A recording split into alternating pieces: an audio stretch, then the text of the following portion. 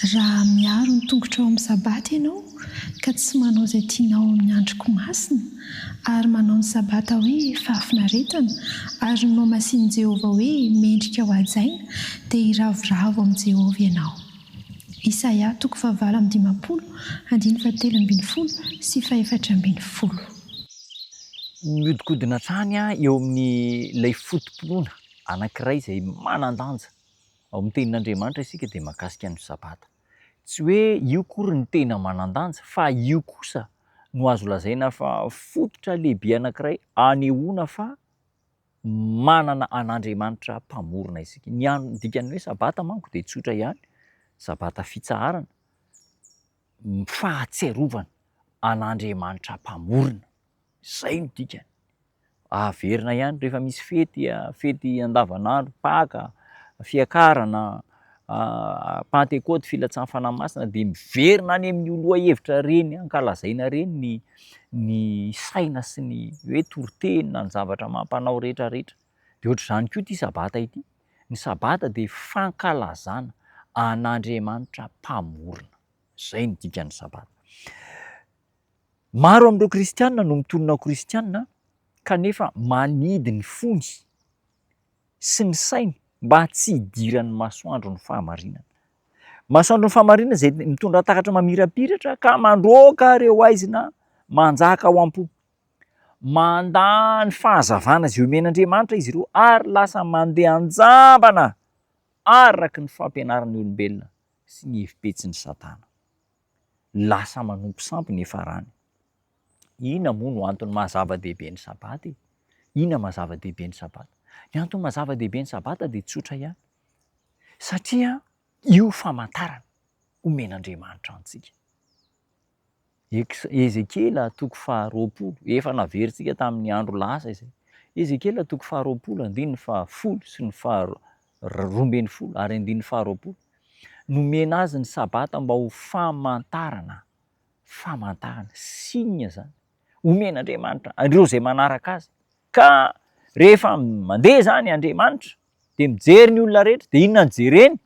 Tsy ny anarantsika, tsy ny tarehintsika, tsy ny akanjontsika fa ilay famantarana no jereny. Manana an'ilay famantarana sa tsy manana famantarana?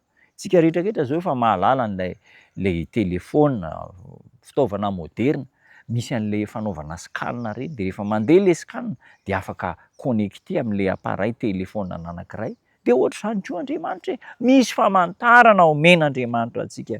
Ary ny antony dia tsotra ihany, mba ahasoa any olombelona ny antony nanomezan'Andriamanitra ny sabata. Ilaina anie ny fitsarana ary namany, repos zany. Ilaina, eritreretra miasa tsy ankijano, reraka ihany ny farany. Dia eo Andriamanitra io, Andriamanitra feno fahendrena, hoe eto nareo miasa, enin'andro nareo miasa, dia ny anankiray mba mitsahatra amin'ny asa izay natao. Raha mitandrina mandrakariva ilay andro izay nitain'Andriamanitra sy no hamasinana ny zanak'olombelona dia tsy misy teto amin'izao tontolo izao mihitsy ny olona tsy mino na ny atao hoe athée.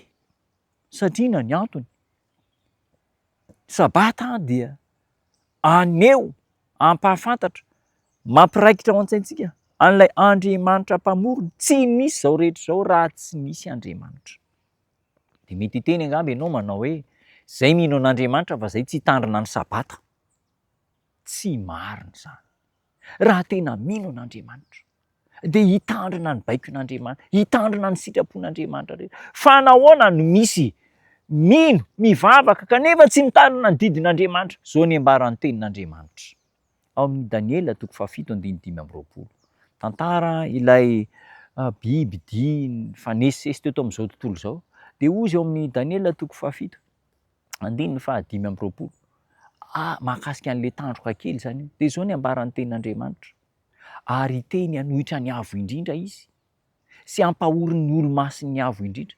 Ary hitady hanova fotoana sy lalàna izy. Ary atolotra eo an-tanany zany mandrapatapitry ny fetrandro ray sy ny fetrandro ary ny atsasaky ny fetrandro.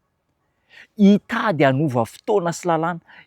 Hanohitra ny avo indrindra aloha izy. Hiteny hanohitra ny avo. Isa moa ny avo indrindra? Andriamanitra nge ny avo indrindra e. Dia hiteny hanohitra ny avo indrindra izy. Dia hampahory ny olo-masiny ny avo indrindra. Isa moa ilay hampahoriana? Ireo rehetra izay manaiky ny baikon'Andriamanitra, mitandrina ny didin'Andriamanitra, dia hampahory ireo olona masina ireo. Iza moa ny atao hoe olo-masina? Ny atao hoe olo-masina amin'ny apokalipsy toko 7:10 apokalipsy 2:7 manao hoe de tezitra tamin'ny zanany mitandrina ny didin'Andriamanitra izy. Ary ny olo-masin'Andriamanitra de tsotra ihany. Indro ny faharetan'ny olona masina. Apokalipsy 2:7 indro ny fahareta olona masina de izay mitandrina ny didin'Andriamanitra sy manana ny finoanan'i Jesosy Kristy. Ny olona masina zany tsy hoe olona mitondra baiboly de eo an-tratra foana ny baiboly, na olona manao akanjo rebareba be de mitehan-tratra foana. Tsy zany ny olona masina, fa ny olona masina de izao mitandrina ny didin'Andriamanitra. Manana ny filazanan'i Kristy. Fa manino izy mitandrina ny didin'Andriamanitra? Satria izy tian'i Jesosy Kristy. Raha tia ianareo de hitandrina ny didiko. Manamasina azy amin'ny fahamarina, ny teninao ny fahamarina, mitandrina ny tenin'Andriamanitra izy ireo, mitandrina ny didin'Andriamanitra izy ireo. Indro ny faharetan'ny olona masina. Ary raha toa ka mitandrina ny didin'Andriamanitra ny olombelona rehetra de tsy misy mihitsy olona tsy mino. Fa ny mahatonga antsika tsy hitandrina ny didin'Andriamanitra de nandray le afatra tany amin'ny Daniela 7:5 manao hoe hanova fotoana sy lalàna. Novain'ilay fahavalony avo indrindra ny fotoana ao amin'ny lalàn'Andriamanitra. Inona moa no misy n'ilay fotoana ao amin'ny lalàn'Andriamanitra? Didy fahaefatra, mahatserova ny andro sabata. Io ihany no misy fotoana ao amin'ny lalàn'Andriamanitra. Ka novany izy io. De fomba fiasan'ny Satana ny devoly amin'izao fotoana izao no manao hoe any amin'ny Matthieu 4:20 misy azy, Lioka 1:20, isy Kristy sandoka sy mpaminany sandoka hitsangana. Ahoana moa zany Kristy sandoka izany? Olona tsy Kristy kanefa mitonona ho Kristy. Miambo Kristy fa tsy manaiky ny asan'ny Kristy. Mifandray ny baiboly rehetra. Mampitodika antsika ho any am-pahary ny fitandremantsika ny sabata. Anisan'ny lohahevitra mampifandona, mampiady hevitra ary mampisaraka ny mpianakavy, ny mpivavaka, mampiady mihitsy ity resaka momba ny sabata, andro fahafito sy ny andro fivavahana hafa. Fa izao ny zanak'Andriamanitra de mandinika ny tenin'Andriamanitra, mamakafaka ny tenin'Andriamanitra ary mandray ny fahamarinana rehetra ao amin'ny tenin'Andriamanitra. Iza moa zany? Ianao zany zay manaraka, izao zany zay miteny ary mbola be dia be ireo olona tian'Andriamanitra halalany marina tao amin'ny ankato sy hitandrina ny didin'Andriamanitra. Tahiny Tompo ianao, mivavaka isika. Tompo tsara ny an-danitra misaotra anao zay. Mafy antefa ny afatra kanefa mahatona ampitainao de tianao mba hanovana sy hitezana anay mba olona voavonjy izahay. Aoka tsy hitondra fanafitohinanao anay ny afatra nampitaina avy amin'ny teninao androany, fa hitondra fanamafisana ny finoana, fahalianana handinika ny teninao. Tahiny tsiraray avy aminay, masino izahay amin'ny anaranao Jesosy Tompo. Amen.